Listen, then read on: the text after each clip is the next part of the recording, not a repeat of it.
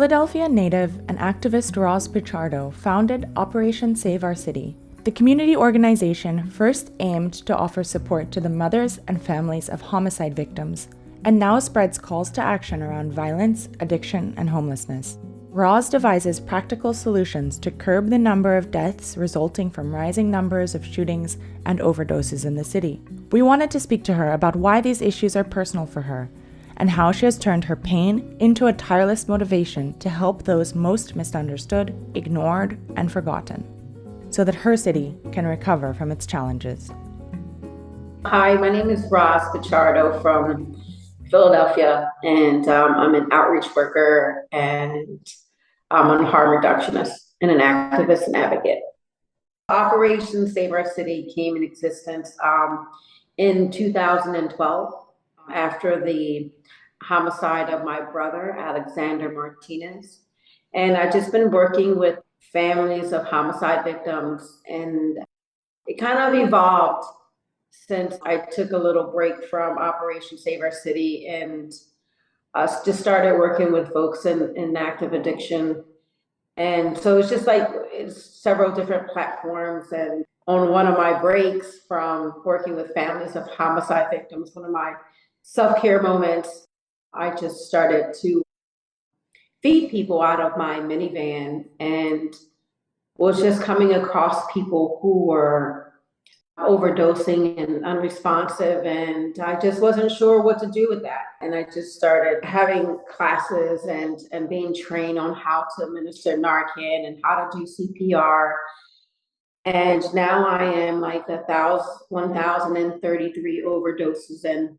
Can you just explain a little bit about what Narcan is and how it's kind of changed the possibilities of administering treatment for people who are sort of in a critical condition? So Narcan is, naloxone is a drug to reverse overdoses only for opiates. And so that's been the life-saving drugs that we've been trained here in Philadelphia to use.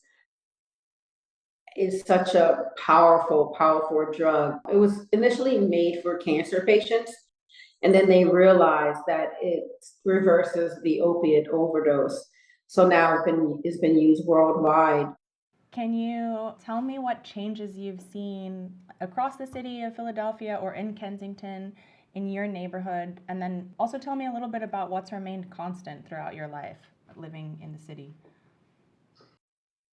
So, I mean, a lot of things have changed, especially since the pandemic and the epidemic.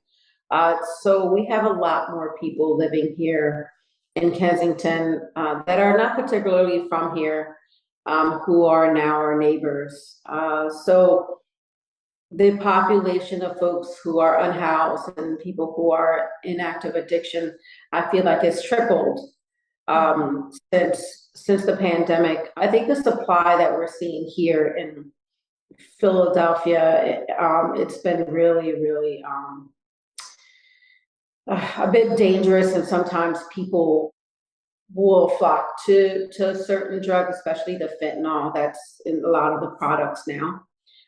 We really don't have much heroin at all anymore. It's just all fentanyl, tranq, and all these other drugs that are tainted. And I mean, the supply is really deadly. And unfortunately, people are searching for a particular drug and thinking that they're going to get one drug when in fact they're getting something else that could possibly be deadly. So it's changed. My neighborhood has changed quite a bit. You once said that, or you've referred to it, this idea of a known city and an unknown city. And I think that is a really poignant statement that applies to a lot of urban communities. But I want to understand what you meant by it when you said that. When I made that statement, it was like the people who were living on Gurney Street, where the tracks are, like beneath a lot of things, where people don't see them. And now that the city has dispersed that community, now they see them. So for a very, very long time, people were living basically like underground in a sense where they were invisible. And when gentrification was happening and they were cleaning up certain parts of the neighborhood to gentrify it, they dispersed that community of hundreds and hundreds of people that have been there 15, 20, 10 years living on the tracks. And when they dispersed that community, now they resurfaced into the streets and in the neighborhoods with absolutely no resources and nowhere to go. Yeah, I think there's something similar happening in Las Vegas, where Toni's house is. That main Las Vegas Boulevard strip has this tunnel system, and there are hundreds and hundreds of people who live there essentially underneath the strip. And the same kind of thing has happened where they've tried to, at different points, to force people to vacate, and they don't have anywhere else to go.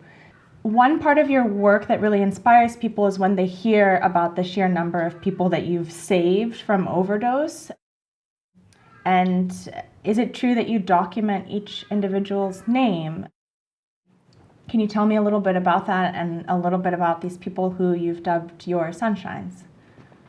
So I don't document names, but I do document vital information, data to help me continue the work, and data that would help me follow the product that may be potentially deadly.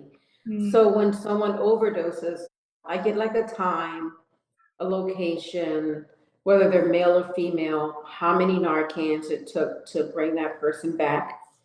And that's the brand name of the product, because here they normally like stamp it.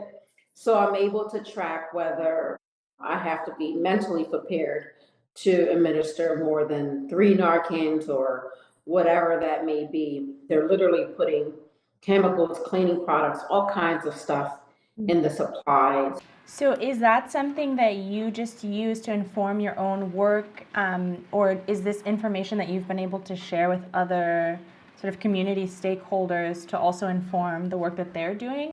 No, so I do it for my own team. However, when there's death, multiple death, then I, I'm obligated to share with law enforcement to say, hey, this is where this is coming from.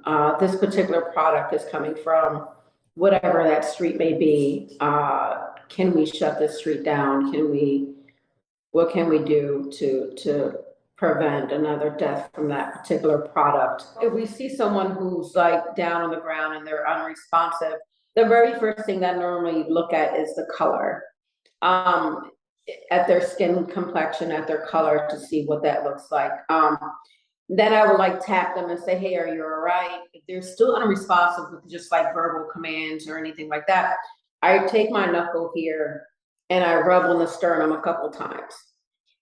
And I try to stimulate some pain. If that doesn't work, then they're clearly overdosing. Then I would begin to put my gloves on, check my surroundings to make sure that there's no syringes so that I don't accidentally get stuck if I'm working with them. And then I have someone call 911, and I take my Narcan naloxone out of the pack and I tilt the head back and I administer the Narcan.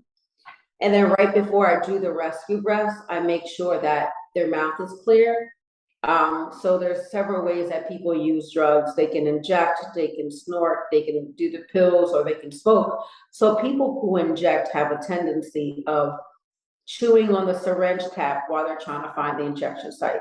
So a lot of times, looking in the mouth and make sure that there's no syringe caps before I start doing the rescue breaths.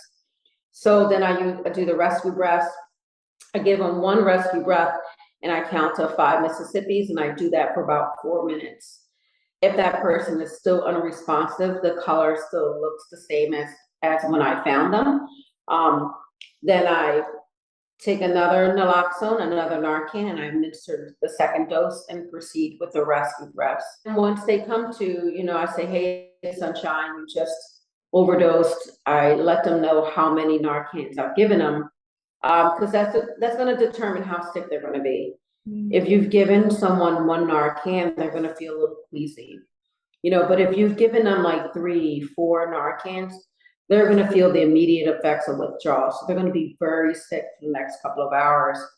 And then I just remind them, I said, hey, you just OD'd, make sure you don't use for the next couple of hours. You're not gonna be able to get high. The Narcan is blocking the receptors, so you're not gonna be able to get high. But if you try to, the possibilities are very high that once that Narcan wears off, you can go right back into overdose. And then I just remind them, just wait a little while and stick around with some friends and make sure that, you're not by yourself.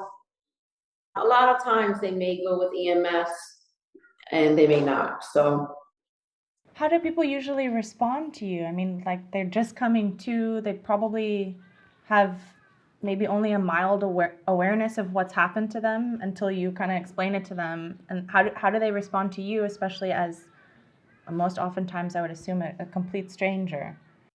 I think, most of the time they're very appreciative, and it really depends on your approach as a person who's responding, right?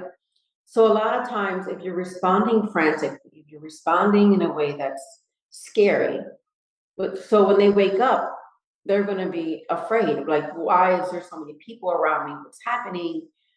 But when you're using your calm voice and you're calm and collective, and you're not completely hovering over them, but you're on the side of them and you're holding their hand, it sends a different vibe, a different energy to that person in a way where it's calming. They're not in any danger, and that, I mean, just really depends on the approach. How does it feel for you? Have you gotten to a point where you actually feel calm inside while you're responding? Definitely still going through the emotions, but not externally, but internally. Like I can feel the adrenaline. Um, and I mean, I've gotten used to some stuff, but not desensitized to it, but just like a different way of dealing with it now, where I'm still shaken up afterwards.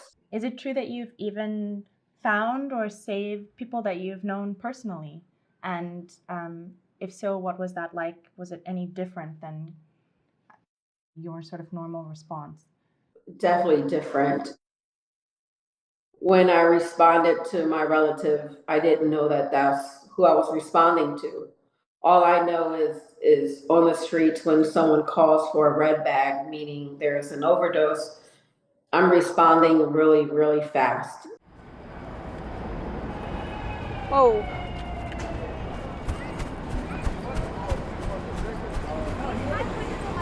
is he breathing? Is he breathing? And I just remember putting the pulse ox on, doing the sternum rub, and just as I went to look at his face, realized that it was my cousin, and was really, really frightened. Like I froze for a second and quickly jumped back into work mode and proceeded to administer the Narcan. And I was really, really afraid because I didn't know what was happening because he ended up going to the hospital. I had administered 4 Narcans and he was still unresponsive and on the ambu bag where it's giving him oxygen. And by the time I went to the hospital, he was okay. Oftentimes, activism is focused around one cause, or at least that's how the messaging works. But your style of activism and the work that you're doing spans issues of addiction and other forms of violence, issues of homelessness.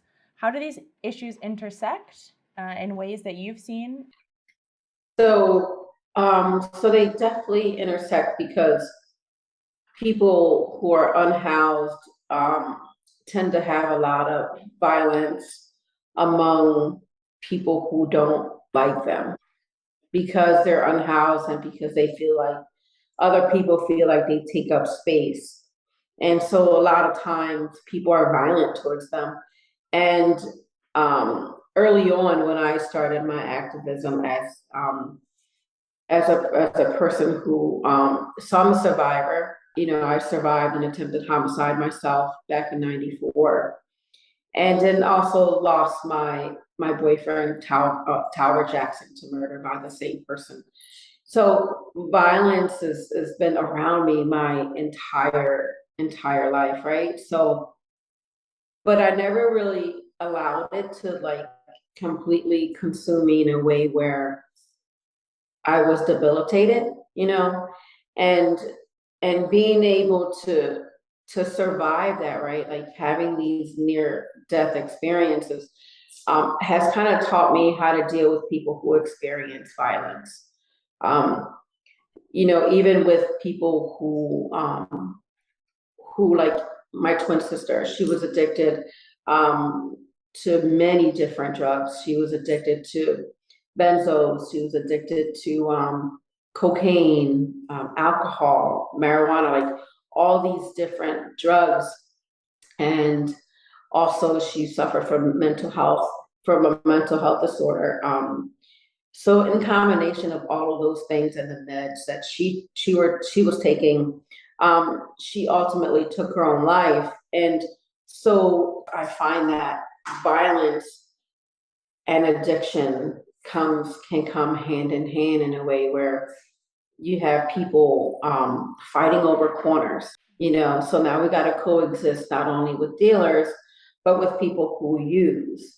And then you have a corner that's not selling the product that they say they're selling. And then next thing you know, you have a homicide that, you know, so it's just so layered, you know, of what happens here in my community. What you're saying in a way is that part of being an empathetic person is to not look, is to not examine anybody as sort of like one thing or coming from a singular experience or having a singular challenge. Each one of us is going through a complex experience of life. And so in that sense, all of these issues would naturally intersect anyhow, because they don't really exist separate from one another. They're what shape our experiences. Speaking about your particular style of intervention, such as training community members to administer Narcan, I think you've gotten into that as well, right? Training others as well as doing it yourself, or to use tourniquets to treat gunshot victims. These are like practical solutions that are aimed at a direct sort of immediate life-saving intervention. And you're also at the same time, through your org and your activism, raising awareness around the root causes. Why is it important to find solutions that meet people in communities where they're at? Sometimes we think that like it's always best to try to get at the root cause, but that's maybe a longer journey. So why is it important also for folks to be doing that kind of work that you're doing, where you're literally just intervening to save someone's life? You're not necessarily going to be in their lives beyond that moment. I find that, you know, when you see a new person that's here, they're here for a while. So typically a sunshine who's in my community knows where good food is. And I make 400 meals a day, and they know what line to stand in to get some delicious meals. So they would come to my line at the point and get food. So I don't know how you manage to do all of these things that you do, by the way. Like it just sounds like you don't have a moment where you're not doing something that's helping someone. I wake up super early, and I love it because I love the interaction that I have with people, and the fact that they feel like they're part of something, right? And we make menus together. Like it's like something that people don't see as, I don't know, like I mean, sometimes you just have to be simple. It has to be really simple to even have that connection. I may have saved that person's life, but it's more than that. It's more than that. It's like, okay, now we get to break bread together. They can say, Mama Sunshine, I got a job. And there's a couple people like that, you know, that I've helped along the way, but, and that's like a proud Mama Sunshine moment, right? When they say, I got a job, I don't have to be here anymore. Or, Mama Sunshine, I got a new dealer here. Can you show me how to put this can you show him how to put this tourniquet on? Because we know that people are beefing over corners. You know, if you got somebody selling perks on the top of the block and you got somebody selling oxys at the bottom of the block, there's going to be a bit of a rivalry. They're going to be bickering, and next thing you know, someone's going to get shot or stabbed. It just happens, right? So training every dealer on how to apply this tourniquet so that they have an opportunity that if they're shot, they got a second chance in life. Because again, just like the Sunshines, we're meeting everyone exactly where they are and what they're experiencing in life. And as a corner boy or corner girl, it may happen, or someone next to them, it may happen. And just, you know, and again, you know, with the gun locks, when I hand out gun locks, training these folks on how to use these gun locks. I mean, you have a bunch of kids, there's a reason why you're selling. Maybe you have a record and you can't get a regular job, so you do what you know best, what you grow up knowing, right? So you're selling, but you got a bunch of kids at home, right? So let me give you these gun locks so that when you're home, you can lock these guns up so your kids don't have access to it and accidentally shoot your brother or your sister. So it's just like literally meeting people exactly where they are. It kind of changes that narrative that they would even engage with you on some of these things that are quite practical interventions, where it's like, no, actually people, like you said, are doing this because maybe they don't feel that they have any other options or pathways. In what ways has engaging all facets of the community been challenging and successful? So successful, you know, being that we're able to administer Narcan and help people out and provide these tourniquets to help people out. Not so successful and danger. I mean, there's a lot of danger. Sometimes you come across people who have some mental health and unpredictable. Mm-hmm. Very unpredictable and can be very violent. So I've been caught up in some stuff, you know, some dangerous stuff. So, but it comes with the work, right? You know, you do the best you can after dealing with something so traumatic as, you know, being harmed, and then you just kind of say, well, sometimes it's like that. And then I think about, you know, man, this must be how my sunshines feel when they're on these streets by themselves with you know, with no one around, and then they get assaulted or they, you know, they get hit or they get, you know. So I put myself in the shoes of people who are here, you know, with nowhere to go, you know. Fortunately, I was able to get help, you know, and I was able to get treatment and I was good, you know. But not everybody's so lucky, you know.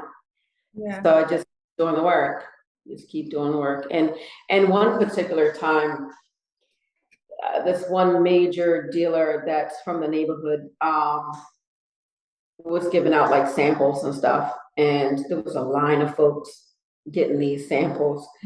And you know what samples are, right? Yeah, but maybe you can explain it for folks who might not know. So samples are like product that the dealer will give out for free in hopes that the sunshine will go back and get only from that particular person because the product is better from the guy up the street. So he gives out these samples and there's a line of folks.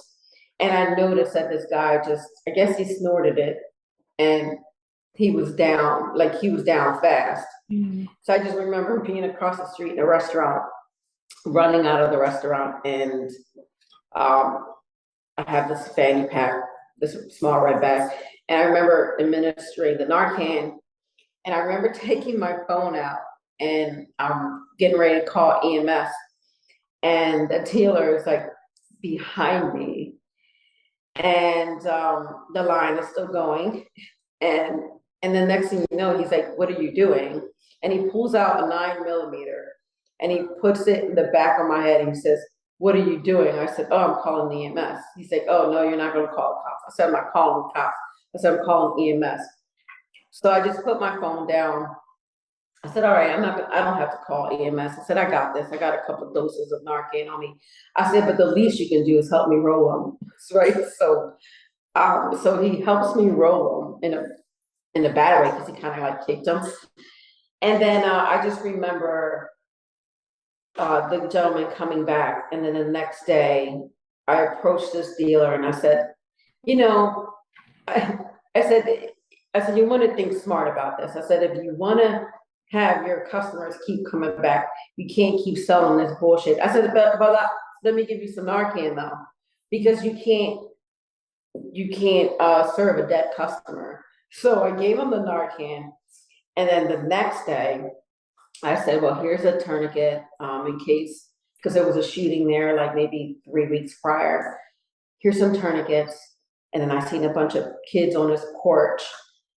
And then I went back again. I said, "Well, here's a couple gun locks for you." And I said, that encounter between you and I didn't necessarily need to happen. He says, he says, "I apologize." He says, "I got you next time." He said, "If you ever need anything, like as far as like, I don't know, groceries or whatever," because I guess the people next door had like a pallet of food. I was like, "No, I'm good, but thank you." And then that was it. So now when I see him, we're waving and it's like, "You good on tourniquets, you good on Narcan?" So it's just like, it's like one of these things like is, but sometimes I think in my mind, am I crossing that line, right?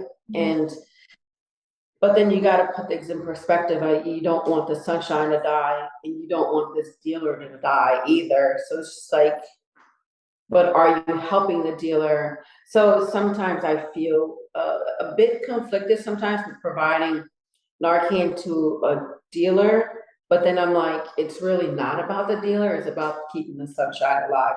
Right, because he would probably be giving out samples or doing what he's doing, regardless if you were there or not. You recently were invited to a White House event, is that correct? Yes. How does it feel to be sort of recognized at a national level and also included in the discourse or the conversation at that level? So it was the Safer Community Act bipartisan gun law, and it's been a great honor to be able to be in spaces like that. I mean, for a long time, I marched in silence in a way. I stood in many different spaces alone, waiting for people to protest with me.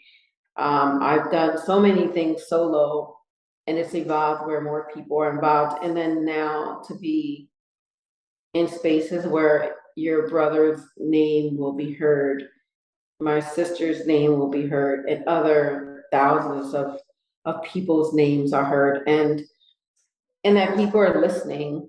They're finally listening, and it probably took a couple more. And I don't want to sound too harsh, but a lot of times when white people are affected, and that's given more attention, and then you're surrounded around certain groups and you share your story, they don't have a choice but to listen to us at that point.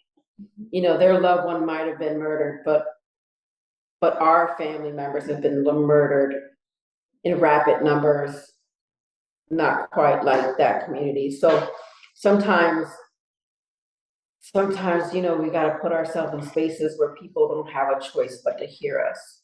What's missing from media is showing that there's no resources, like really amplifying that the city's not doing enough, the government's not doing enough. They're allocating monies to people who are really not doing the work. So there's a lot of nonprofits in Philly and across this country who receive lots and lots and lots of money, and proclaim to do work, and they have these fancy little flyers, but then yet you never see them boots on the ground doing any work. So it takes away from the people who are actually doing the work. Tell me about this award-winning film that you are the centerpiece of.